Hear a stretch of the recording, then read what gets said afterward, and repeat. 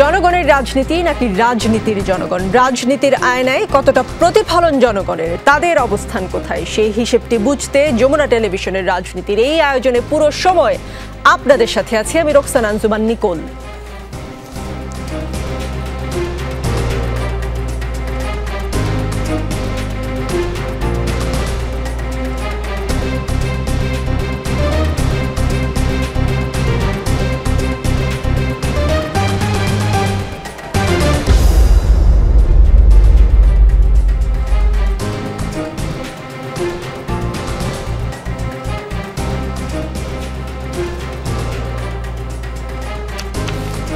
রাজনীতিতে আজকের অতিথি মানবাধিকার কর্মী নূর খান লিটন।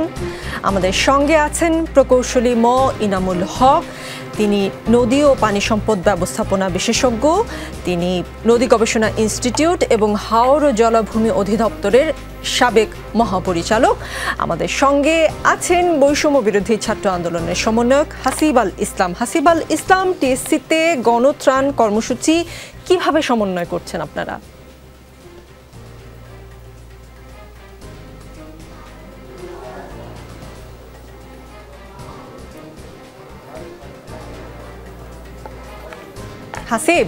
হাসিব আল ইসলাম, আমি আপনাকে প্রশ্ন করেছিলাম যে টিএসসিতে তো একটা গণত্রাণ কর্মসূচি চলছে, সেটা কি করে সমন্বয় করছেন, আমাদের যদি একটু বিস্তারিত বলতেন।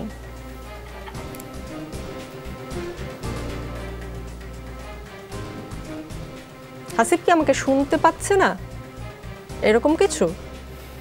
না, হাসিব শুনতে পাচ্ছে না। ঠিক আছে, প্রশ্নটা রইল আমার কাছে, আমি আসব। আমি একটু প্রকৌশলী ম ইনামুল হক, আপনার কাছে আমি একটু জানতে চাচ্ছিলাম যে প্রধান উপদেষ্টা ডক্টর ইউনূসের সঙ্গে বৈঠকে ভারতীয় হাই কমিশনার প্রণয় ভার্মা জানিয়েছেন পানির উচ্চতার কারণে বাঁধ থেকে অটোমেটিক পানি রিলিজ হয়েছে। তথ্য উপদেষ্টা নাহিদ ইসলাম বলেছেন কোনো আগাম সতর্কতা ও প্রস্তুতি নেওয়ার সুযোগ না দিয়েই বাঁধ খুলে দেওয়া হয়েছে। এর মাধ্যমে ভারত অমানবিকতার পরিচয় দিয়েছে এবং বাংলাদেশের সঙ্গে অসহযোগিতা করছে। পুরো বিষয়টি নিয়ে আপনার একটু বিশ্লেষণ জানতে চাই।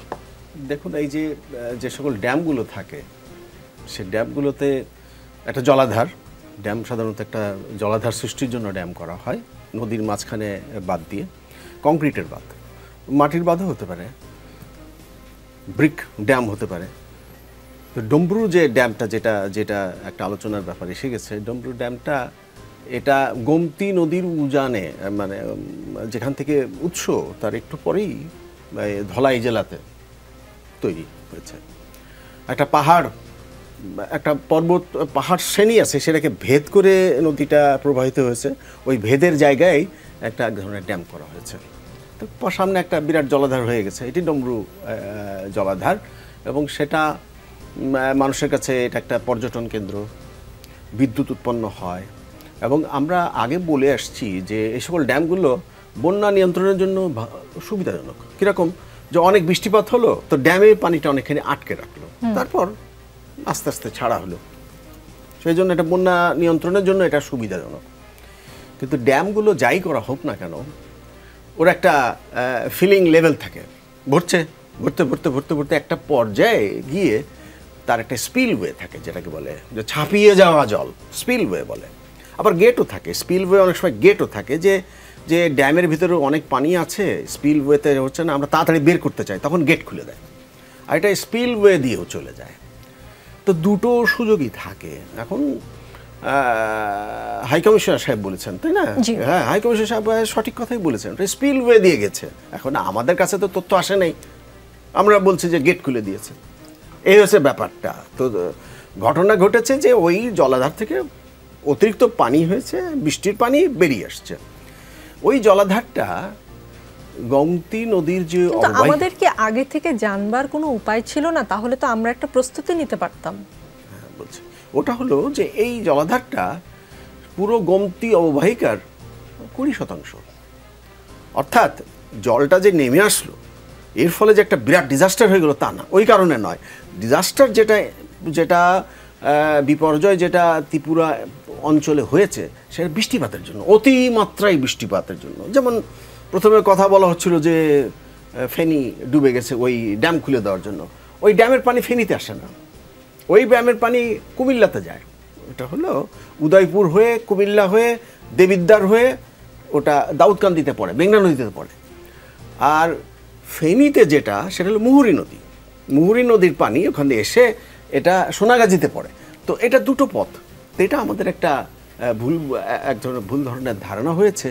তবে যেটা প্রশ্ন আসছে আমরা কি জানি না, হ্যাঁ আমাদের সেই ধরনের নিজস্ব মনিটরিং ব্যবস্থা থাকা দরকার, তাহলে জানবো।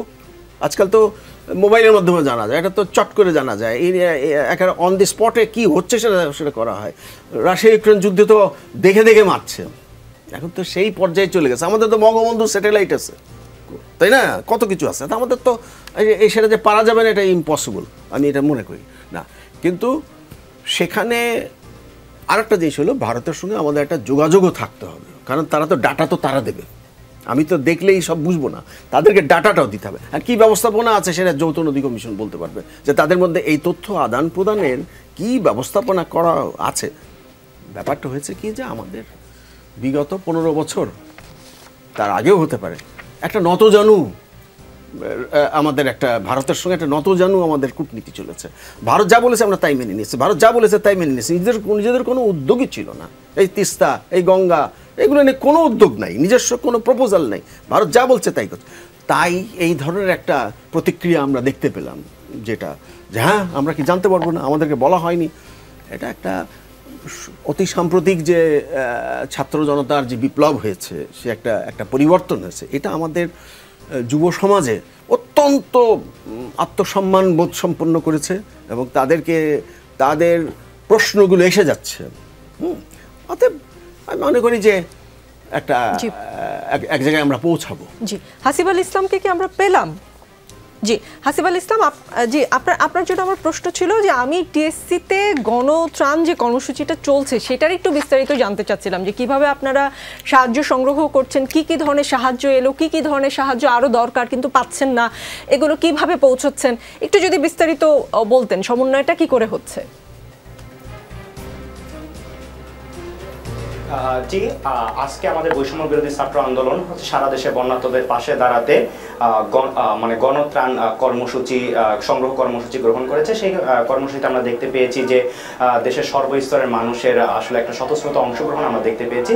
আমাদের একটি ব্যাংক অ্যাকাউন্ট ছিল এবং আমাদের একটি বিকাশের মার্চেন্ট অ্যাকাউন্ট করা হয়েছে এবং আমরা কিন্তু ঢাকা বিশ্ববিদ্যালয়ের টিএসসিতে কিন্তু সরাসরি নগদ অর্থ গ্রহণ করেছি এবং যার যেই সামর্থ্য আছে, যে যেটা দিতে চায়, চিরা মুড়ি থেকে শুরু করে, খেজুর থেকে শুরু করে, ফার্স্ট এইড মেডিসিন যেগুলো আছে কিংবা স্যানিটারি ন্যাপকিনের প্রয়োজন যেগুলো আছে, সেগুলো কিন্তু আমরা সংগ্রহ করছি এবং আমরা কিন্তু ইতিবাচক সাড়া পেয়েছি। এবং আমরা দেখতে পেয়েছি যে একটি সংকটকালীন মুহূর্তে দেশের সকল মানুষ যে একই সাথে ঐক্যবদ্ধ হতে পারে এবং তাদের যে জাতীয় সংহতি সেটা যে কতটা দৃঢ়, সেটা আমরা কিন্তু এই সংকটকালে আমরা কিন্তু সেটা স্পষ্টই দেখতে পাচ্ছি।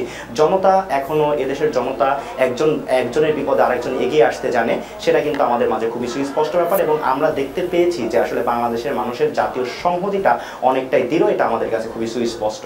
জি, একটু বিষয়টা বুঝতে চাচ্ছি, এই ত্রাণগুলো আপনারা সংগ্রহ করছেন টিএসসিতে, তারপর কিভাবে নিয়ে যাচ্ছেন এবং পৌঁছে দিচ্ছেন কিভাবে? আমি সকালবেলা যেটা দেখতে পেলাম বা শুনতে পেলাম ওখান থেকে যেটা খবর আসলো, যে লাইফ জ্যাকেট বা এখন প্রথমে দরকার হচ্ছে মানুষকে উদ্ধার করার জন্য যেসব সরঞ্জাম সেসব আপনারা কম পাচ্ছেন, শুকনো খাবারটা বেশি পাচ্ছেন, এইরকম একটা কথা শুনছিলাম। সেইটার বিষয়ে যদি একটু স্পষ্ট করতেন। উদ্ধার কার্য জি, উদ্ধার কার্যক্রমের জন্য কিন্তু গতকালই আমাদের একটা ট্রেন রেস্কিউ টিম কিন্তু আসলে ফেনীর উদ্দেশ্যে রওনা করেছে এবং তারা কিন্তু 50টি স্পিড বোট দিয়ে কিন্তু তাদের উদ্ধার কার্যক্রমগুলো চালাচ্ছে এবং আমরা দেখতে পেয়েছি যে কিন্তু তারা কিন্তু সফলভাবে বেশ কয়েকটি মানে হচ্ছে যে মিশন রয়েছে, উদ্ধার মিশন বা রেস্কিউ মিশন, সেগুলো কিন্তু তারা খুব সফলভাবেই সেটিগুলোকে করতে পারছে এবং আমরা কিন্তু ঢাকা থেকেই অনেক সময় কোঅর্ডিনেটগুলো করছি। যেমন অনেকেই হচ্ছে আমাদের রেস্কিউ টিমকে জানাতে পারছে না সরাসরি, কিন্তু আমরা ঢাকা থেকে যখনই দেখতে পাচ্ছি যে কোনো সমস্যা বা কোনো প্রবলেমগুলো আমাদের কাছে আসছে, যে ফেনীতে অমুক জায়গায় আটকে আছে কিংবা অমুক জায়গায় সাহায্যের প্রয়োজন, সেক্ষেত্রে কিন্তু আমরা আমাদের রেস্কিউ টিমকে ইনফর্ম করছি এবং আমাদের প্রায় 50টি বোট কিন্তু সেখানে আসলে রেস্কিউ কার্যক্রম পরিচালনা করছে। এবং এছাড়াও কিন্তু সরকারি যে বাহিনীগুলো আছে, নৌবাহিনী থেকে শুরু করে সেনাবাহিনী থেকে শুরু করে, তাদের সাথেও কিন্তু আমরা কোঅর্ডিনেট করে কাজ করার চেষ্টা করছি। জি, এবং একই সাথে কিন্তু গতকাল আমাদের একটি ত্রাণ কিন্তু চলে গেছে এবং আজকেও কিন্তু আমাদের বেশ কিছু ত্রাণ কিন্তু ফেনী, কুমিল্লা থেকে শুরু করে নোয়াখালী, চাঁদপুর এবং মৌলভীবাজারের দিকেও কিন্তু যাবে। জি, আপনাদের বেশ কয়েকটি টিম যেটা খোঁজ পেয়েছি গতকাল গিয়েছে, আজকে সকালেও গিয়েছে, এরকম খবরই আছে আমার কাছে। যারা গিয়েছেন সেখানে তাদের সাথে যে আপনাদের যোগাযোগ হয়েছে, তারা গিয়ে কি অবস্থায় দেখছে ওখানে বন্যা দুর্গত এলাকায় লোকজনের দুর্দশা, বা কি অবস্থায় দেখতে পেয়েছে আপনাদের যারা সাহায্য করতে গিয়েছেন, তাদের পরিস্থিতি যদি একটু আপনি বর্ণনা করতেন। যে আমরা যে বিষয়টা দেখতে পেয়েছি সেটা হচ্ছে কি যে আসলে কিন্তু আসলে যে ফেনীর যে অবস্থাটা ছিল, তাদের আবহাওয়াটা ছিল, সেটা কিন্তু আসলে কোনো আমাদের অনুকূলের আবহাওয়া ছিল না। সেখানে আছে হেলিকপ্টার দিয়ে যে রেস্কিউ পরিচালনা করা, সেটাও কিন্তু অনেকটাই অসম্ভব হয়ে গেছিল, কারণ ভারী বৃষ্টি সহ বজ্রপাত হচ্ছিল। সে কারণে আমাদের রেস্কিউ টিমও কিন্তু অনেকটা অনেক তাদের যে কাজ করতে কিন্তু অনেকটা বেগ পেতে হয়েছে। এরপরেও কিন্তু তারা দৃঢ়ভাবে তাদের কাজগুলো চালিয়ে যাচ্ছে, এবং আমরা দেখতে পেয়েছি যে মানুষের জীবনে আসলে কতটা দুর্দশা এবং কতটা সংকটের মধ্যে যাচ্ছে। আমরা দেখতে পেয়েছি যে গর্ভবতী মা বোনরা কতটা কষ্ট করছে, এবং ছোট ছোট বাচ্চাদেরকে রেস্কিউ করতে কিন্তু অনেকটা বেগ পেতে হয়েছে। এবং এই যে বন্যাটা, সেটা কিন্তু একটি আকস্মিক বন্যা যদি আমি বলি তাহলে ভুল হবে, এটি একটি রাজনৈতিক বন্যা। আমরা দেখতে পেয়েছি যে দিল্লির সাথে এতদিন আমাদের যে সম্পর্কটা ছিল, সেটি আসলে বন্ধুত্বপূর্ণ সম্পর্ক ছিল না, প্রভুত্বের সম্পর্ক ছিল। এবং যে ফ্যাসিস্ট সরকার ক্ষমতায় ছিল, তারা আসলে নিজেদের ক্ষমতা টিকিয়ে রাখতে দিল্লিকে এক প্রকার সুবিধা দেওয়ার জন্য কিন্তু বিভিন্ন সময় অসম চুক্তিগুলো করেছিল। এবং নদী হচ্ছে প্রাকৃতিক সম্পদ, এবং নদী তার প্রকৃতির নিয়মে বয়ে চলবে। এখন নদীতে বাদ দেওয়া কিংবা তার প্রবাহে বাধা সৃষ্টি করা, এটা কিন্তু আন্তর্জাতিক আইন লঙ্ঘন, এবং ভারত কিন্তু বহু আগে সেই আইনটা লঙ্ঘন করেছে।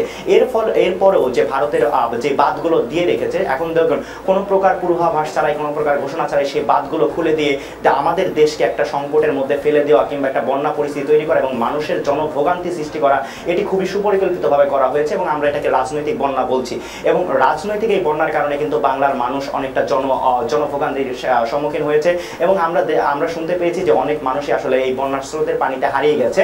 এবং আমরা এখনো সঠিক তথ্যটা পাচ্ছি না আসলে কতজন হারিয়ে গিয়েছে। তবে আসলে যে ব্যাপারগুলো ঘটছে, আসলে ইন্টারনেট সংযোগটা বন্ধ হয়ে গেছে, যদিও আমাদের উপদেষ্টা বলে দিয়েছেন যে আসলে সেখানে ইন্টারনেট ফ্রি করে দেওয়ার কথা। এরপরেও যে আমাদের মধ্যে একটা ইনফরমেশন যেটা আছে, সেটা আমাদের আনতে খুবই কষ্ট হচ্ছে। এই যে দিল্লি যে কাজটা করলো, কোনো প্রকার আগাম বার্তা ছাড়াই একটি গেট খুলে দেওয়া হলো, এবং বাংলাদেশকে একটি সংকটের মধ্যে ফেলে দেওয়া হলো, এবং রাজনৈতিক বন্যার তৈরি করা হলো।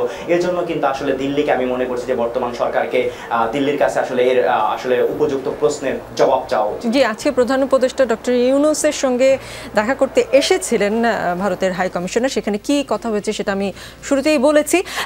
হাসিব আল ইসলাম থাকুন আপনি আমাদের সঙ্গে নূর খান লিটন আছেন, তার কাছে একটু জানতে চাই, দুর্যোগ ব্যবস্থাপনা ও ত্রাণ মন্ত্রণালয়ের ব্রিফিং অনুযায়ী 8টি জেলায় এখন পর্যন্ত 29,04,964 জন ক্ষতিগ্রস্ত হয়েছে। এছাড়া ফেনী ও ব্রাহ্মণবাড়িয়াতে পানিতে ডুবে 2 জন মারা গেছেন। 7টি নদীর 14টি পয়েন্টে পানি বিপদসীমার উপর প্রবাহিত হচ্ছে। দুর্ভোগ আসলে কতটা প্রকট হতে যাচ্ছে? প্রথম হচ্ছে, দেখেন, এইবারের বন্যা কিন্তু আগাম সতর্কতার বাইরে চলে আসছে, ধারণার বাইরে ছিল যে একেবারে আকস্মিকভাবে বন্যাটা দেখা দেয়। এখন বিতর্কের যে জায়গাটা, আমি বিতর্কের জায়গায় যেতে চাই না যে এটা গেট খোলার কারণে হয়েছে না উপচে পড়া হয়েছে। দুদিকেই চিন্তা করার ব্যাপার আছে। সেটা হচ্ছে আমাদের পক্ষ থেকেও তো এটার একটা মনিটরিং পদ্ধতি থাকা দরকার ছিল। যৌথ নদী কমিশন আছে, সেখানে আমাদের তথ্য পাওয়ার ব্যাপার ছিল। আরেকটা বিষয় হচ্ছে যে ধরেন আমরা সতর্ক হতাম, আকস্মিক যেহেতু প্রচণ্ড বৃষ্টিপাতের কারণে এই ঘটনাটা ঘটেছে, আমরা সর্বোচ্চ সময় পেলে 24 ঘন্টা সময় পেতাম। আমাদের যে অবস্থা, সেই অবস্থায় আমরা 24 ঘন্টায় কতটুকু প্রস্তুতি নিতে পারতাম, সেটা নিয়ে আমার একটা প্রশ্ন রয়ে গেছে। কারণ এটা আকস্মিক এবং প্রচণ্ড বৃষ্টিপাতের কারণে ঘটনাটা ঘটে গেছে। এখন ভারতের সাথে আসলে যে সমস্যাটা আমাদের চলছে দীর্ঘদিন, 15-16 বছর, তো একেবারে এটা তো বলতে দ্বিধা নাই যে দাসত্ব সুলভ আচরণ ভারত আমাদের সাথে করেছে, এবং আমরাও প্রভু সুলভ আচরণে তাদেরকে প্রভু এরকম একটা অবস্থান আমাদের ছিল। নতজানু পররাষ্ট্রনীতির কারণে ভারতের সাথে আমাদের সম্পর্কটা কখনোই সৎ প্রতিবেশী সুলভ ছিল না গত 15-16 বছর বা তারও বেশি সময় ধরে। আমরা দেখেছি যে এই পানি নিয়ে ভারতের সাথে আমাদের টানাপোড়েন কিন্তু নতুন না, দীর্ঘদিনের। বহুবার চুক্তি হয়েছে, বহুবার বাঁধ নির্মাণের চেষ্টা হয়েছে আমাদের দিক থেকে, কিন্তু আমরা দেখেছি ভারত বাঁধ নির্মাণ করে স্বাভাবিক যে প্রবাহ, সেটা তার পক্ষে রাখার জন্য, শুষ্ককালীন সময় যাতে সে ব্যবহার করতে পারে তার পক্ষে রাখার জন্য সে বাঁধ দিয়েছে, ড্যাম তৈরি করেছে, যেটা প্রকারান্তরে যেটার ক্ষতির দিকটা ছিল আমাদের। এখন প্রশ্ন হচ্ছে যে আমরা ধরেন, আবারও বলছি যে আমরা যদি আগাম সতর্ক হতে পারতাম সেটাও খুব বেশি সময় পেতাম না। আর এরকম ভয়াবহ বন্যা এটি সাম্প্রতিককালে কিন্তু আমরা ওই এলাকায় দেখিনি। এবং যে বন্যায় এখন বলা হচ্ছে 2 জন মানুষ নিখোঁজ বা মৃত্যু হয়েছে 2 জনের, এই সংখ্যা কিন্তু বাড়ার সম্ভাবনা অনেক বেশি। কারণ যখন পানিতে প্লাবিত হয় তখন কিন্তু একটা গ্রামের সাথে আর একটা গ্রাম বা একটা পাড়ার সাথে আর একটা পাড়া বিচ্ছিন্ন হয়ে যায়। কারণ আমাদের গ্রামের মানে গ্রামীণ অবকাঠামো বা গ্রামীণ কাঠামো যেটা, সেটা আমরা জানি একটা বাড়ির সাথে আর একটা বাড়ির দূরত্ব থাকে, মাঝখানে খাল থাকে, নিচু জমি থাকে, অনেক রকম। ফলে এই যে বিশাল জায়গা 8টা জেলার অধিকাংশ জায়গায় বন্যা দেখা দিয়েছে, এইটা রেস্কিউ অপারেশন করাও কিন্তু অনেক বড় ব্যাপার এই মানে বৃষ্টির বাদলের মধ্যে।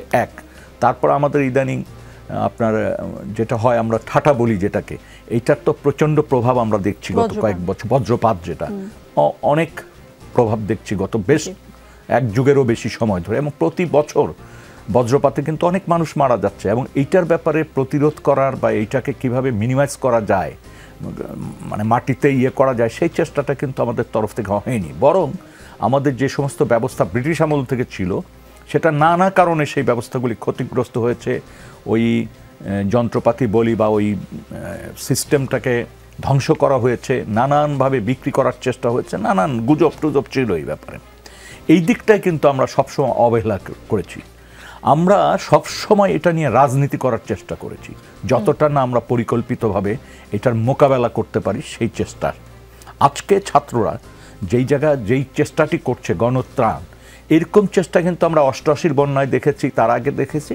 আমাদের দেশের মানুষ কিন্তু ঝাঁপিয়ে পড়া লোক, যদি তাকে সঠিক নেতৃত্ব দেওয়া যায়। এবং এইবার ছাত্রদের নেতৃত্বের কারণে কিন্তু আমার বিশ্বাস যে যেভাবে তারা ঝাঁপিয়ে পড়েছে ত্রাণ এবং উদ্ধার কাজ, এটি আমার ধারণা যে তারা সফল হবে। এবং সেখানে আমাদের সবাইকে যুক্ত হওয়া, এই চেষ্টাটা করা। ছাত্ররা কিন্তু আহ্বান জানিয়েছে যে যেভাবে পারেন তাদেরকে সাহায্য করেন। আরেকটা হচ্ছে এই ধরনের দুর্যোগে সবাইকে নিয়ে একসাথে কাজ করা। রাজনৈতিক দল A to Z, আমি মনে করি সবাইকে এই জায়গা আজকে দাঁড়াতে হবে এক কাতারে। কিন্তু দুর্ভাগ্য হলেও সত্য যে আমি ইদানিং কিন্তু আমাদের যে সরকার, সেই সরকারের অনেক ক্ষেত্রেই দেখছি রাজনৈতিক দলকে নিয়ে যুক্ত করার ব্যাপারে যতটা দ্রুত করা দরকার সেইটাতে আমি অনেক ক্ষেত্রেই দুর্বলতা লক্ষ্য করছি। শুধু যে আজকে বন্যার এই সময়টাতে অন্ততপক্ষে যারা রাষ্ট্র পরিচালনা করছেন তারা রাজনৈতিক দলগুলোকে, কারণ দিন শেষে কিন্তু রাজনৈতিক দল সে যে দলই হোক তারাই কিন্তু জনগণের ভ্যানগার্ড হিসেবে জনগণকে পরিচালিত করবে। তার মানে সকলে একসঙ্গে, আপনি বলছেন একদম সকলের অংশগ্রহণ থাকতে হবে এই দুর্যোগ, এই বিপদ মোকাবেলা করার জন্য। বন্যা পরিস্থিতি সামাল দিতে এখন তাহলে কি করতে হবে? বন্যা তো চলেই এলো, অনেকে বলছে, এটা অবশ্য ভবিষ্যৎ পরিকল্পনার কথা বলছে, ছাত্রদের কাউকে আমি বলতে শুনেছি যে এবার সময় এসেছে দেশের ভেতর থেকে একটা বাদ দেওয়ার। সেই পরিকল্পনা বা সেই কথাগুলোকে আপনি কিভাবে অ্যাড্রেস করবেন? না, দেশের ভেতরে তো অনেক বাঁধ আছে। প্রত্যেক নদীর যেখানে বন্যা হয়, যেসব বন্যা প্রবণ নদী, তার দুপাশে বাঁধ আছে আমাদের প্রচুর। এখন যেটা ছাত্র বা আমি ছাত্র না বলবো যে বর্তমান তরুণ সমাজ বা যুব সমাজ, তাদের ভেতর থেকে যে দাবিটা আসছে যে ভেতর থেকে একটা ফারাক্কার বিরোধী একটা বাদ দিতে হবে, এরকম একটা কথা আর কি। দাবিটা আপনিও শুনেছেন তাহলে? হ্যাঁ, এটা তো নতুন কোনো নয়, এটা বহুকাল ধরেই আসে। এটা হলো যে আমরা একটা প্রতিরোধী বাদ দেব। তো এটা আমরা তো ভাটিতে আছি, ভাটিতে থেকে এটা হয় না। আমি ভারতের সঙ্গে আমাদের যুব সমাজ এখন খুবই আক্রমণাত্মক হয়েছে, এটা খুবই যৌক্তিক কারণ রয়েছে, ইতিহাস রয়েছে আমাদের। কিন্তু আমরা তো বয়স হয়েছে, ভাইও বয়স হয়েছে, আমি নিজে কিন্তু এরকম আক্রমণাত্মক আমি চাই না। আমি চাই প্রযুক্তি নির্ভর যথেষ্ট শক্তিশালী হয়ে একটা কূটনৈতিক উদ্যোগ, আমি এটা চাই। হ্যাঁ, এবং যেখানে ন্যায্যতাটা থাকবে, জবাবদিহিতা থাকবে। ন্যায্যতা আপনি হয় কি, আপনি যা দিলেন আমি যাকে দেব তাকেই ভোট দিতে হবে, এটাও ন্যায্য। কারণ আমি হলাম সব, যখন সব হয়ে যায় তখন ন্যায্যতা আমি যা বলবো সেটা ন্যায্য হয়ে যায়, সেটার জায়গা না। এটা জবাবদিহিতা। যে তুমি এই কথা বলছো, তুমি কেন বলছো? আজকে যে এই যুব সমাজ যে প্রশ্নটা তুলছে যে আমাদেরকে আগে জানানো হলো না কেন, তাহলে এটা আপনি ঠিকই বলেছেন যে আগে তারা জানিয়েছে কি, আমাদের সিস্টেম আছে কি না জানার, সেটা একটা প্রশ্নের ব্যাপার এসে যায় না। যে এমনি এমনি তো না, আমাদের জানানো হলো, জানানো তো তোমাকে জানানোর কথা না, জানানোর কথা হলো তার জানার দপ্তরও আছে, যৌথ নদী কমিশন আছে, তারা জানবে, তারা গাইডলাইন দিবে, তারা বলবে, তোমার তো জানার কথা না। কিন্তু যখন এটা হয়ে যাচ্ছে, এই ডিজাস্টার, এই ধ্বংসটা হচ্ছে, তখন আমাদের যুব সমাজ প্রশ্ন তুলছে আগে জানলাম না কেন। কারণ তারা তো এই জিনিসটা চায় না। এবং দীর্ঘকাল ধরে এই যে নতজানু যে রাজনীতি, রচনাতে যে কূটনীতি একেবারে সত্যি এটা আমি চাই না। তো সেখানে আমি, ছাত্ররা বলছে তারা একটা চাচ্ছে একটা যথাযথ প্রতিরোধী ব্যবস্থা। হ্যাঁ ঠিক আছে, এটা ঠিক আছে। এখন কি প্রতিরোধী ব্যবস্থা হবে সেটা তো আর, এটা তো তারা বয়স অল্প, তাদেরকে বুঝাতে পারলে তো হলো। আমি এমন একটা ব্যবস্থা, যদি আমার কাছে সে দায়িত্বটা আসে, আমার কাছে দায়িত্ব নাই ভাই, আমার কাছে দায়িত্ব নেওয়ার অনেক লোকজন আছে, কিন্তু আমার কাছে দায়িত্ব আসে, তাহলে আমি অবশ্যই আমি সেই দায়িত্ব, সেই কাজ করবো যেটা আমি তোদেরকে বুঝাতে পারবো, যে দেখো এই কাজটা করছি। পরামর্শ দিতে পারেন, পরামর্শ দিলাম তো, এই যে দিচ্ছি না পরামর্শ। কি দেবো? পরামর্শ চাচ্ছে বর্তমান যুগ আমাদের এই 15 বছরে এমন করে দিয়েছে, পরামর্শ দিতে গেলে যেটা সত্য কথা বলি, তখন আমাকে এরকম ধরতে আসে, হ্যাঁ আপনি বলেন কেন, আপনি এটা না বলেও তো পারেন। কত টেলিভিশন চ্যানেলে কত বড় বড় ব্যক্তি আমার সামনে এসে বলছে আপনি এটা না বললেও তো পারেন। এইটা হলো পরামর্শ দেব যেটা আমার স্বার্থ বা আমাকে সিকিউর করে, সেই ধরনের সেই চর্চা তো নাই। এবং এর ফলে কি হচ্ছে, যুব সমাজ কোনো বুড়োদের পরামর্শ নিতে চায় না।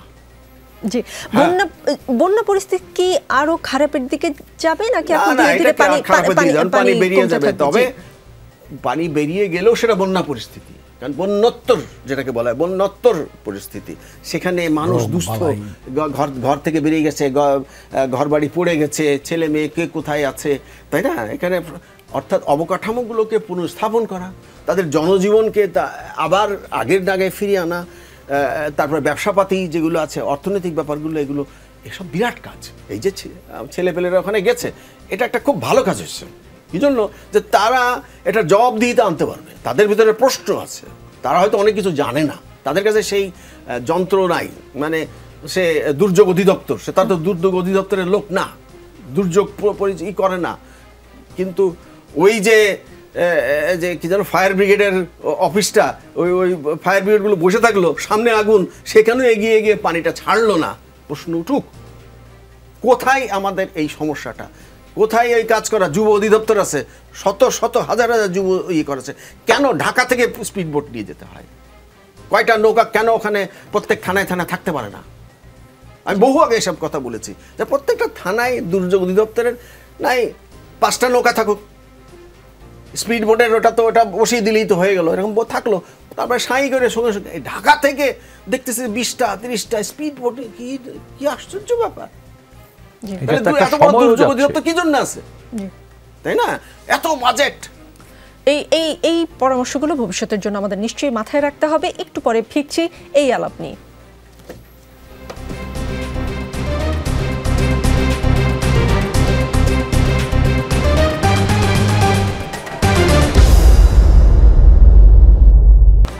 আবার স্বাগত, আপনারা দেখছেন রাজনীতি। আমাদের সঙ্গে আছেন হাসিবাল ইসলাম, বৈষম্য বিরোধী ছাত্র আন্দোলনের সমন্বয়ক। আমাদের সঙ্গে মানবাধিকার কর্মী নূর খান লিটন আছেন, নদী ও পানি সম্পদ ব্যবস্থাপনা বিশেষজ্ঞ প্রকৌশলী ইনামুল হকও আছেন আমাদের সঙ্গে। হাসিবাল ইসলাম, একটু জানতে চাই, আপনি বলছিলেন নারী ও শিশুদের বিষয়েও আপনারা বিশেষ খেয়াল রাখছেন, আলাদা কোনো পরিকল্পনা আছে কিনা? কেননা বলাই হয় যে এই দুর্যোগটা দ্বিগুণ হয় নারী ও শিশুদের জন্য। শিশুদের ছবি দেখতে পাচ্ছি আমরা সামাজিক যোগাযোগ মাধ্যমে, তাদের কষ্ট বা তাদের অসহায় মুখগুলো ফুটে উঠছে বারবার। আপনাদের বিশেষ কোনো পরিকল্পনা আছে কিনা? জি, আমাদের আসলে নারী এবং শিশুদেরকে নিয়ে বিশেষ পরিকল্পনা রয়েছে এবং ইতিমধ্যে আমরা কিন্তু খুবই সচেতনতা অবলম্বন করেছি এবং আমরা যে আমাদের ত্রাণ কার্যক্রম রেখেছি সেই ত্রাণগুলোর মধ্যে কিন্তু আমরা নারীর স্বাস্থ্যের প্রতি বিশেষ খেয়াল রেখে সেখানে স্যানিটারি ন্যাপকিন সহ তাদের যেই নিত্য প্রয়োজনীয় যেই ব্যাপার দরকার হয় সেগুলো কিন্তু আমরা আমাদের ত্রাণের মধ্যে রাখছি। এবং এছাড়াও কিন্তু আমরা চিন্তা করেছি যে আজকে আমাদের যেই প্রতিনিধি দল যাবে রেস্কিউ টিম এবং ত্রাণ বিতরণ টিমে, সেখানে আমরা নারীদের অংশগ্রহণ আমরা নিশ্চিত করব। এছাড়াও কিন্তু আমরা কিন্তু আগামীকালও কিন্তু একটা সিদ্ধান্ত নিয়েছি যে ঢাকায় অবস্থিত ইয়াং যে সকল ডক্টরস রয়েছে, কারণ হচ্ছে বন্যা পরবর্তী পরিস্থিতিতে নারী এবং শিশুদের অনেক ধরনের সমস্যা হতে পারে, বিভিন্ন ধরনের রোগ হতে পারে, ফার্স্ট এইডের প্রয়োজন হতে পারে। সে কারণে কিন্তু আমরা আগামীকাল হচ্ছে যারা মেডিকেল স্টুডেন্ট আছে এবং মেডিকেল ডক্টর আছে তাদের সাথে একটা মত বিনিময় সভা করবো এবং সেখান থেকে কিন্তু আমরা এই ব্যাপারে একটি সিদ্ধান্ত নেব। সুতরাং এখন পর্যন্ত আমরা হচ্ছে নারীদের ব্যাপারে এবং শিশুদের ব্যাপারে এবং তাদের স্বাস্থ্যের ব্যাপার নিয়ে আমরা খুবই সচেতন রয়েছি এবং আমরা সজাগ ভূমিকা রাখছি। যে আপনাদের এই যে গণত্রাণ কর্মসূচি, এতে আসলে কি কি ধরনের সহায়তা দরকার, মানে যেসব সহায়তা আসছে আর আপনাদের যেসব প্রয়োজন সেটার কি ঠিকঠাক আছে, মানে হিসেবটা মিলছে আপনাদের, নাকি এমন কিছু এই যমুনা টেলিভিশনের রাজনীতি প্ল্যাটফর্ম থেকে আপনি বলতে পারেন, আপনি আবেদন জানাতে পারেন যে এই ধরনের সাহায্য আপনাদের দরকার কিন্তু এগুলো কম পাচ্ছেন, একটু যদি স্পেসিফিকভাবে বলে দিতেন। আচ্ছা দেখুন, আমরা যে বিষয়গুলো আসলে সকলকে জানাতে চাই এবং আমরা কিন্তু সুস্পষ্টভাবে ঘোষণা করে দিয়েছিলাম যে আমাদের ত্রাণ কার্যক্রমে যেগুলো হচ্ছে চিরা মুড়ি, শুকনো খাবার এবং হচ্ছে গুড়, চিনি সহ, বিস্কিট সহ, এছাড়া হচ্ছে ফার্স্ট এইডে যে সকল মেডিসিন দরকার হয় সেই সকল মেডিসিন এবং খেজুর। আমরা বলতে চাই যে আমাদের খেজুরটা আসলে অনুদান হিসাবে খুবই কম এসেছে। দেখুন, একটা খেজুর যখন আসলে খাওয়া হয় দেখা যায় যে 2-3টা খেজুর খেয়ে কিন্তু অনেকক্ষণ সার্ভাইভ করা যায় কিংবা অনেকক্ষণ টিকে থাকা যায় আসলে এই প্রতিকূল পরিস্থিতিতে। সুতরাং আসলে খেজুরের যে ব্যাপারটা সেটা কিন্তু একটু কম এসেছে। সুতরাং যদি কেউ অনুদান দিতে চায় তাহলে হচ্ছে আমাদের আগামীকালও আমাদের যে গণত্রাণ সংগ্রহ কর্মসূচি সেটি চলবে সকাল 10টা থেকে রাত 8টা পর্যন্ত ঢাকা বিশ্ববিদ্যালয়ের টিএসসিতে। সেখানে যদি আপনারা একটু খেজুর দিতে পারেন, এটা কোনো আপনাদের কাছ থেকে কোনো দাবি না, কোনো চাওয়া না, এটা আপনাদের জন্য একটা সাজেশন। আপনারা যেই টাকা দিয়ে অন্য খাবার কিনবেন সেই টাকা দিয়ে যদি খেজুর কিনে আমাদেরকে দেন তাহলে আসলে আমাদের এই ত্রাণ বিতরণ কার্যক্রমটা করতে সুবিধা হয়। জি, আপনি থাকুন হাসিব আল ইসলাম, আরও প্রশ্ন আছে আপনার কাছে। নূর খান লিটন, যে প্রশ্নটা হাসিবকে আমি শুরুতে করেছি যে নারী ও শিশুরা দ্বিগুণ ক্ষতিগ্রস্ত হয়, আপনি মানুষকে নিয়ে কাজ করেন, মানবাধিকার নিয়ে কাজ করেন, আপনি আরও বিষয়টা আরও স্পষ্ট বলতে পারবেন যে কী কী বিশেষ খেয়াল আমরা নারী, শিশু ও বৃদ্ধদের জন্য এই সময়টা নিতে পারি এই অবস্থায়, কারণ এখনও আসলে আমরা কি আসলে পুরোটা গুছিয়ে উঠতে পেরেছি যে একদম ফুল ফেজে তাদের কাছে সাহায্য নিয়ে যেতে পারবো? দেখেন, প্রথম হচ্ছে নারী শিশু তো অগ্রাধিকার পাবেই, সাথে বয়স্ক যারা আছেন এবং বিশেষ করে সবচেয়ে বেশি আমাদের অগ্রাধিকার দিতে হবে যারা পঙ্গু মানুষ, অসুস্থ মানুষ, তাদের রেস্কিউ করাটা খুবই সতর্কতার সাথে করা এবং সেটাকেই সবচেয়ে অগ্রাধিকার দেওয়া। কারণ পানির তো উচ্চতা বেড়ে যাচ্ছে, যখন ফ্লো বাড়ে তখন পানির উচ্চতা বাড়ে এবং উচ্চতা বাড়া যত কম সময়ের ভিতর আপনি তাদেরকে ট্রান্সফার করতে পারবেন তত মানে সব দিক বিবেচনা করলে তত ভালো হয়। এই দিকটা বিবেচনা করতে হবে। আর একটা হচ্ছে যে বাংলাদেশে গত একটা মাস ধরে তো একটা অস্থির মানে স্থবিরতা চলছে, কেবল স্বৈরাচারের পতন ঘটেছে, অনেক জায়গায় চিকিৎসা সরঞ্জাম নাই, অনেক হাসপাতালে অব্যবস্থাপনা চলছে। এই সময়টাতে যাতে ওইখানে মেডিকেল টিমটা আগে চলে যায়, কারণ মেডিকেল টিমের কাজ কিন্তু বন্যা পরবর্তীতে আরও বেশি, বন্যা পরবর্তীতে অনেক বেশি কাজ করতে হবে মেডিকেল টিমের। এবং আমি যতটা ফেনী থেকে আমি খবর পেয়েছি তাতে আমার মনে হচ্ছে যে এই ত্রাণ কার্যক্রম হয়তো 1 থেকে 2 মাস চালাতে হবে। এটি আগামী 7-10 দিনের ব্যাপার না, 1 থেকে 2 মাস আপনার পরবর্তী ফসল ওঠা পর্যন্ত এই ত্রাণ কার্যক্রম যে কোনোভাবে চালাতে হবে। এখন সেটা ছাত্ররা চালাক, রাজনৈতিক দল চালাক, অথবা সরকার চালাক বা সবাই মিলে চালাক, এটা চালাতে হবে। এখন যেটা আমি মনে করি সবচেয়ে জরুরি দরকার সেটা হচ্ছে জাতীয়ভাবে একটি সমন্বয় করা কাজটিকে। কারণ ত্রাণ শুধু ঢাকা থেকে যাবে এটা আমি মনে করি না, ত্রাণ সারা বাংলাদেশ থেকে যেতে পারে এবং সারা বাংলাদেশ থেকেই এই ব্যবস্থাটা তৈরি করা দরকার। সেটা ছাত্র আন্দোলনে যারা, আমরা তো জানি সারা বাংলাদেশে বৈষম্য বিরোধী ছাত্র সংগঠন মানে ছাত্ররা আছে, তারাও করতে পারে, পলিটিক্যাল পার্টি করতে পারে, সামাজিক সংগঠন করতে পারে, সরকার করতে পারে, সরকারও কিন্তু ত্রাণ নিতে পারে জনগণের কাছ থেকে। কারণ এরকম একটা ডিজাস্টার পিরিয়ডে সবাই সম্মিলিতভাবে যদি আমরা না দাঁড়াতে পারি তাহলে আমরা আসলে এটার মোকাবেলা ঠিক ওই অর্থে করতে পারবো না। এবং আবার ভবিষ্যতে একটা জিনিস হচ্ছে এটার মধ্য দিয়ে কিন্তু ছাত্রদের প্রশিক্ষণ হয়ে যাচ্ছে, কিন্তু যে একটা ডিজাস্টার ম্যানেজমেন্টে সে কীভাবে অংশ নিবে সেই সুযোগটা কিন্তু সে পাচ্ছে। সুতরাং এইটাকে কাজে লাগানো এবং তারা যখন ফিরে আসবে ত্রাণ কার্যক্রম থেকে, একসময় তো ফিরে আসবে, তখন যাতে তারা পরবর্তী জেনারেশনের জন্য, পরবর্তী তাদের ছাত্রদের জন্য, অর্থাৎ তাদের চেয়ে জুনিয়র যে ছাত্র আছে যারা অংশ নিতে পারেনি তাদেরকে অন্ততপক্ষে তাদের অভিজ্ঞতাটা বর্ণনা করতে পারবে, তাদেরকে প্রশিক্ষিত করতে পারবে। এমন জানেন না, আমরা কিন্তু অনেকেই জানি না যে ত্রাণ কার্যক্রমের শুরুতেই দরকার হয় হচ্ছে নিজেকে রক্ষা করা এবং যাকে উদ্ধার করবেন তাকে রক্ষা করার জন্য জ্যাকেট বা এই ধরনের জিনিস। এটা কিন্তু আমাদের অনেক সময় মাথায় কাজ করে না। আমরা চিড়া, মুড়ি, গুড়, চাল এর ভিতর থাকি, কিন্তু এই জিনিসগুলো খেয়াল রাখতে হবে। তারপর নারীদের বিশেষ যে ব্যবস্থাটা, আমি খুবই মানে ছাত্রদেরকে ধন্যবাদ জানাবো যে তারা এই বিষয়টাকে লক্ষ্য করেছে। এটা কিন্তু আমাদের সাধারণ ইয়েতে আমাদের কখনো আমরা এটাকে লক্ষ্য করিনি। একমাত্র আমরা দেখছি রোহিঙ্গাদের ব্যাপারে এই চিন্তাটা আমাদের ছিল, কিন্তু আমাদের যখন ডিজাস্টার হয়েছে এর আগে এই বিষয়টাকে কখনো গুরুত্ব দেওয়া হয়নি, এটি দিয়েছে। তারপর শিশুদের কিছু খাদ্য আছে যেটা আপনি এখন পর্যন্ত পাননি, শিশুদের খাদ্যটা তো একটু ভিন্ন। তো সেই জায়গাটা অন্ততপক্ষে 1 বছরের নিচে বয়স যাদের, তাদের খাবারটা সংগ্রহ করাটা একটা জরুরি ব্যাপার। এবং শুধুমাত্র যে গণচাঁদা বা গণমানুষের কাছ থেকে নেওয়া সেটা না, আমাদের দেশে বহু প্রতিষ্ঠান রয়েছে, বড় বড় ব্যবসায়ী প্রতিষ্ঠান যারা এ যাবৎকাল মুনাফাই অর্জন করেছে, তাদের কাছেও যাওয়া এবং তাদের কাছ থেকেও মানে তাদেরকে যুক্ত করা, তাদেরকে এতকাল ধরে লুটপাট করেছে। আপনি পজিটিভ এই কথাটা তাদেরকে দিয়ে সাফাই গেন না। জি, প্রকৌশলী ইনামুল হক বোধহয় সিন্ডিকেটের কথা বোঝাতে চেয়েছেন। সিন্ডিকেট করে মানুষের পকেট কেটে হাজার হাজার কোটি টাকা যারা নিয়েছে তাদের কাছ থেকেই এখন নূর খান লিটন বলছেন তাদের কাছ থেকেই। এটা বাংলাদেশের কোন সেকশন নাই যে আমরা লুটের ভাগিদার না বা লুট করিনি, এটা শুধু একজনকে বললে হবে না। আরেকটা প্রশ্ন আপনার কাছে আমার আছে, প্রশ্নটা করে আমি হাসিব আল ইসলামের কাছে যাব, উত্তরটা পরে নিব। আজকে আমি আমাদের যমুনা টেলিভিশনের রিপোর্টে আমরা যেটা দেখলাম যে একজন 50 ঊর্ধ্ব ব্যক্তি, তিনি শুধু আছেন তার বাসার মধ্যে, বাসায় হাঁটু পানি, তারপরেও তিনি আছেন, পরিবারকে একটি সেফ জায়গায় পাঠিয়ে দিয়েছেন। তিনি আছেন কেন, তাকে প্রশ্ন করা হলে তিনি বললেন যে এই সময়টা লুটপাট হয় খুব বেশি, ঘর থেকে সবকিছু নিয়ে চলে যায় যা কিছু আছে, সেই জন্য তিনি পাহারা দেওয়ার জন্য ওই ঝুঁকি নিয়েও তিনি আসলে তার বাড়িটি ছেড়ে যাননি। এসব ক্ষেত্রে কি করা যায়, আপনার পরামর্শ জানবো।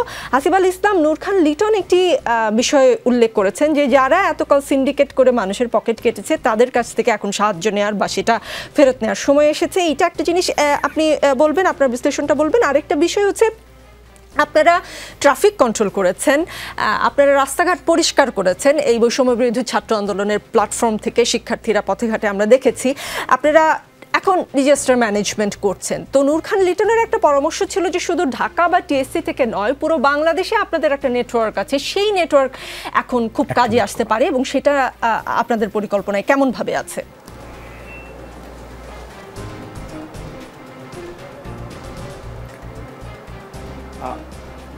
জি, আমি বলবো।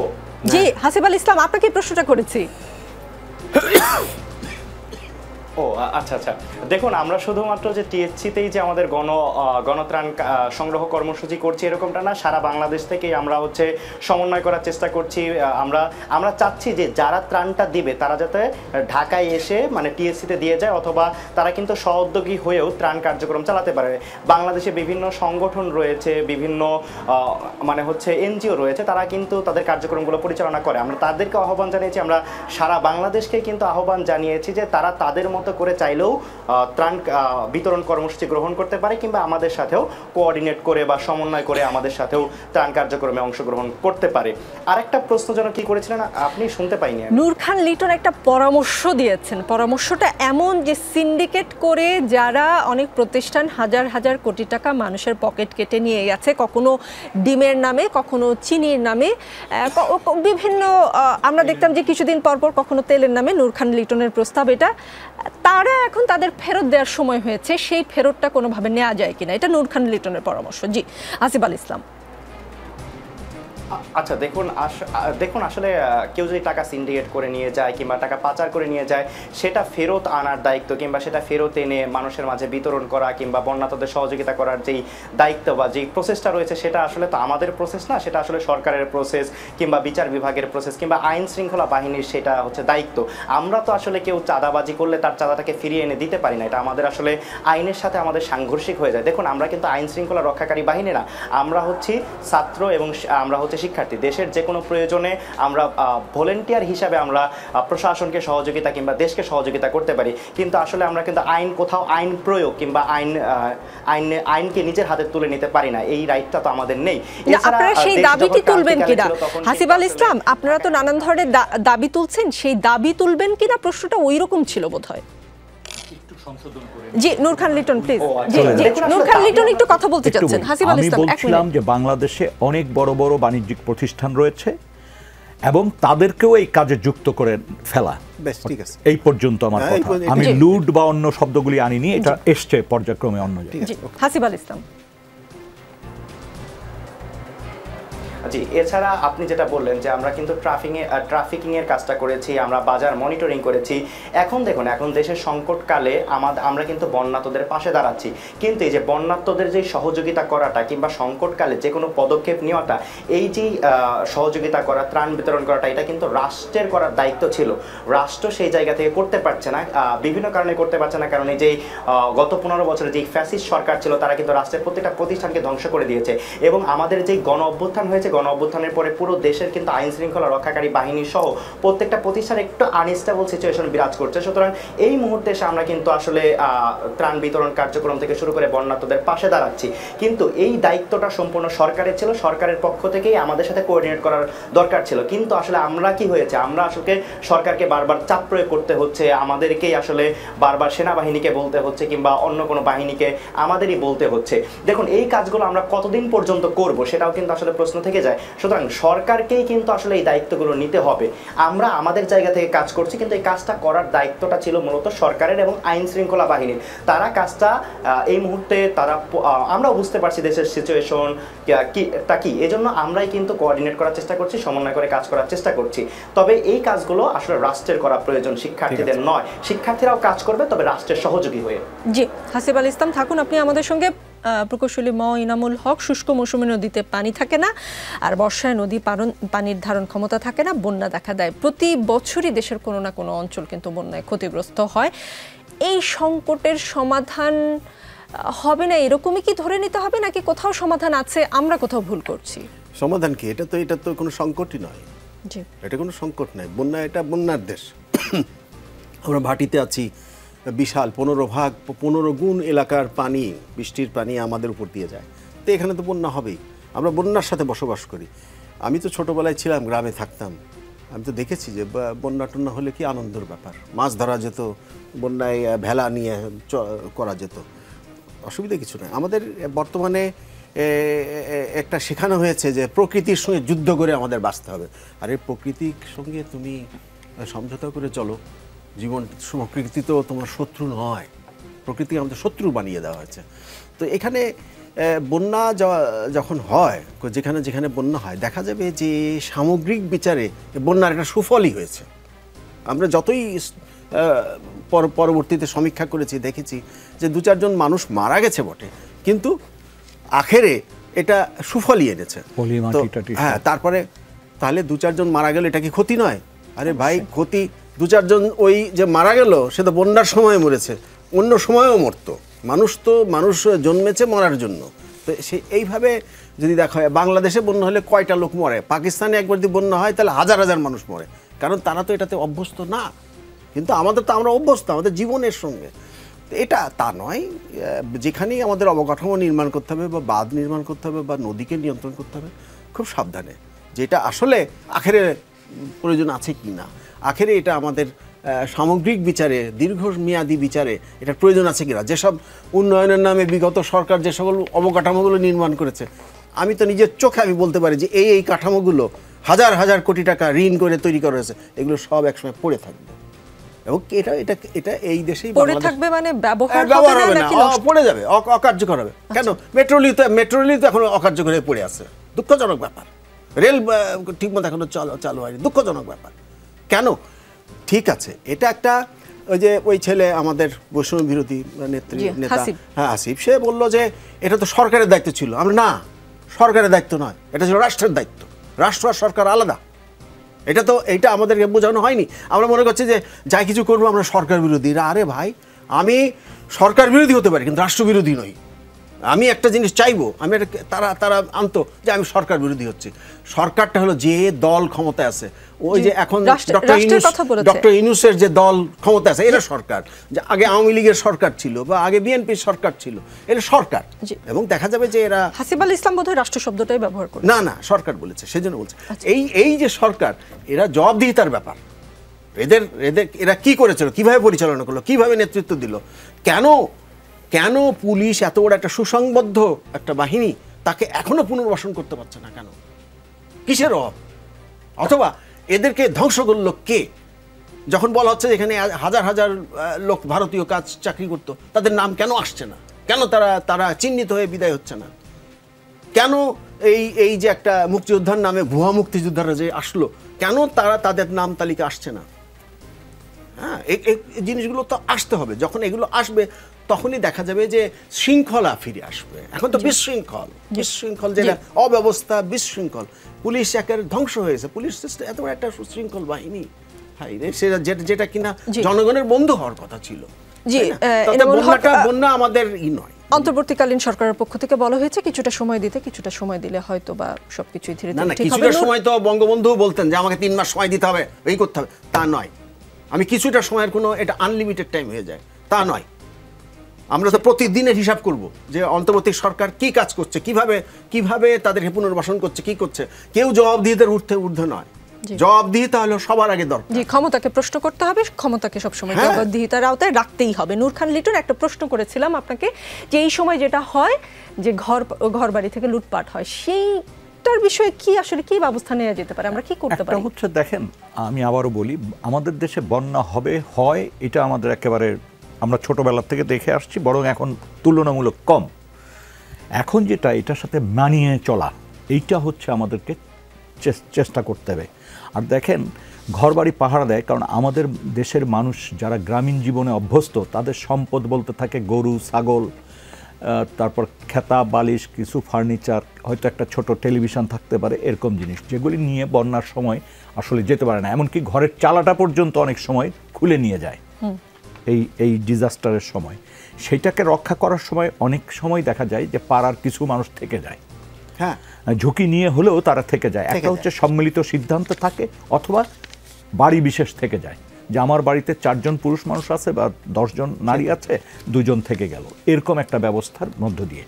এইটা দেখেন, আরেকটা জিনিস খুব খেয়াল করেন, গত 15 দিন আমরা কিন্তু একটা দেশে বাস করছি যেখানে পুলিশ নেই।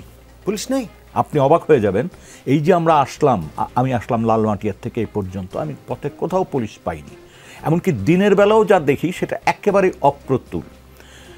আইন শৃঙ্খলা পরিস্থিতি কিন্তু একটা জিনিস সবসময় মনে রাখতে হবে, যদি একবার ভেঙে পড়ে তাহলে ওইটাকে সামাল দিতে যে কঠিন কাজটা করতে হবে সেটা কিন্তু কল্পনা করা যায় না। 1, 2 নাম্বার হচ্ছে, এখনই দেখেন যেখানে সেখানে অবরোধ হয়ে যাচ্ছে, যেখানে সেখানে বসে পড়তেছে, তার মানে হচ্ছে আইন শৃঙ্খলার শিথিলতার সুযোগে এই কাজগুলি হচ্ছে।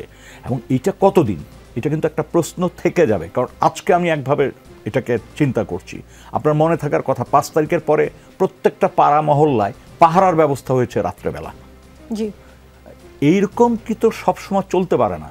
সুতরাং এখনই কিছু বিষয়, যেমন পুলিশের ব্যাপারটা অবশ্যই যত দ্রুত সম্ভব আমি 999-এ ফোন করব আর বলবে আপনি আপাতত অপেক্ষা করেন, সকালে যোগাযোগ করবে। এটা তো হয় না। আইন শৃঙ্খলা একটা বিপদে পড়লে এই জায়গা, সুতরাং এইটাকে সবচেয়ে বেশি অগ্রাধিকার দিতে হবে। এখন যদি পুলিশ জয়েন না করে, যদি পুলিশ কার্যকর ভূমিকা না রাখতে চায়, তাহলে সেখানে আপনাকে বিকল্প ভাবতে হবে।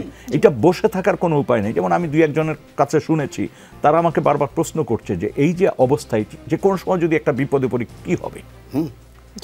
খুব দ্রুত আসলে অবস্থার উন্নতি করা দরকার আমাদের নিজেদেরই স্বার্থে। হাসিব আল ইসলাম, আমি কোনো প্রশ্ন করব না, শেষ যদি কোনো আপনি বার্তা দিতে চান, আমার কাছে আসলে 30 সেকেন্ডের মতন সময় আছে। জি হাসিব। আচ্ছা দেখুন, আমি শুরুতে যে কথাটি বলতে চাই সেটা হচ্ছে যে কি নদীকে তার প্রকৃতির নিয়মে চলতে হবে, নদীর পথে বাধা সৃষ্টি করা যাবে না।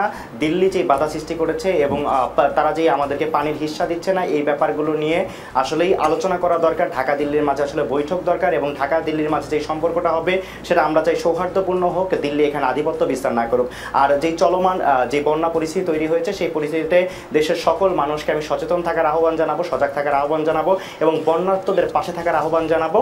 এবং এছাড়াও আমরা যে কাজগুলো করে যাচ্ছি, আমাদের ত্রাণ বিতরণ কার্যক্রম এবং রেস্কিউ কার্যক্রম, সেখানেও আমরা তাদের সর্বাত্মক অংশগ্রহণ চাচ্ছি এবং আমাদের সহযোগিতা কামনা করছি।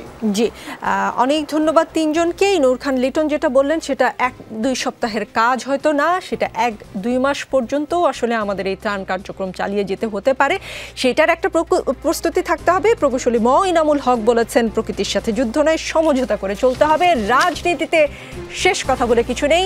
দেখা হবে আগামী রবিবার রাত 9টায়।